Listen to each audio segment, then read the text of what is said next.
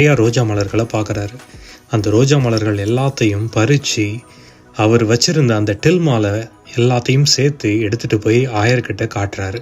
அப்போ தான் அந்த அற்புதம் நிகழுது. அந்த மாதாவோட உருவம் அவர் அந்த ரோஜா மலர்களை கொட்டும் பொழுது அவருடைய அந்த போர்வையில் அப்படியே பதிஞ்சிருக்குது. இதை பார்த்ததும் அந்த ஆயர் அப்படியே அதிர்ச்சி அடைகிறாரு.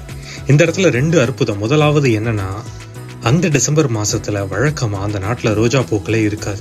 2வது, அந்த மாதாவோட உருவம் அப்படியே அந்த போர்வையில, அவருடைய டில்மா அப்படின்னு சொல்லப்படுற அந்த போர்வையில அப்படியே இருக்குது. அந்த போர்வையை தான் இன்னைக்கு வரைக்கும் மக்கள் வந்து பார்த்துட்டு போறாங்க.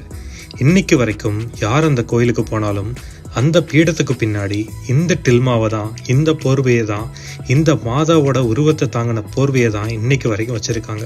இன்னைக்கு வரைக்கும் பல விஞ்ஞானிகள், ஆய்வாளர்கள் எல்லாம் இதை ஆய்வு செய்தும்